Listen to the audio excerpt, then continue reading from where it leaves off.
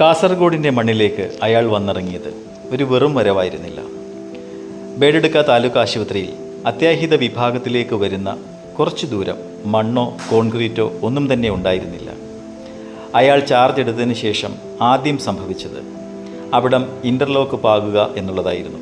അതോടുകൂടി ചെളിയിൽ തെന്നി വീഴുന്ന ദുരവസ്ഥയ്ക്ക് പരിഹാരമായി.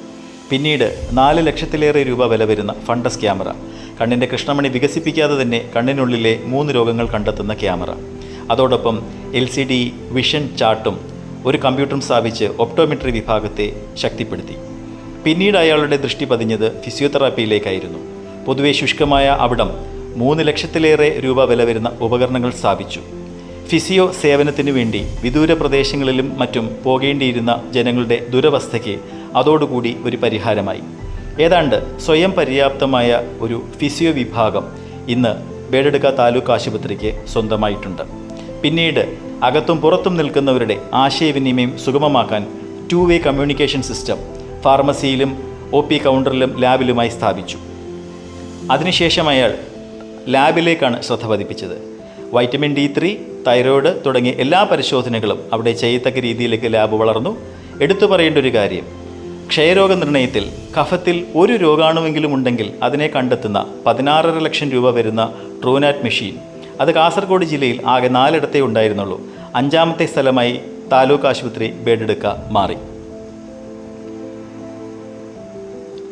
പൊതു ശൗചാലയം അത് തുറന്നു കൊടുക്കുക എന്നുള്ളതായിരുന്നു അടുത്ത ജോലി. പിന്നീട് OP കൗണ്ടറിൽ ഐറിസ് സ്കാനർ, തം സ്കാനർ, ഓൺലൈൻ പേയ്മെൻറ്റ് മോഡ് തുടങ്ങിയ എല്ലാവിധ സംവിധാനങ്ങളും വച്ചുകൊണ്ട് അതിനെ നവീകരിച്ചു. അങ്ങനെ ഏതാണ്ട് 5-6 മാസത്തോളം നീണ്ടുനിന്ന തൻ്റെ ചാർജ് ജീവിതത്തിനിടയിൽ അദ്ദേഹം നിരവധി കാര്യങ്ങൾ ചെയ്തു. ജീവനക്കാരുടെ സ്നേഹാദരങ്ങൾ ഏറ്റുവാങ്ങി അയാൾക്ക് പിന്നീട് പോകേണ്ടി വന്നത് സ്വന്തം ജില്ലയായ കൊല്ലത്തേക്കായിരുന്നു. അവിടെ അയാളെ കാത്തിരുന്നത് വലിയൊരു ചുമതലയായിരുന്നു, ഒരു ജില്ലയുടെ മൊത്തത്തിലുള്ള ചുമതല. അങ്ങനെ ദേശീയ ആരോഗ്യ ദൗത്യം നാഷണൽ ഹെൽത്ത് മിഷൻ്റെ ജില്ലാ പ്രോഗ്രാം മാനേജറായി അയാൾ നിയമിതനായി.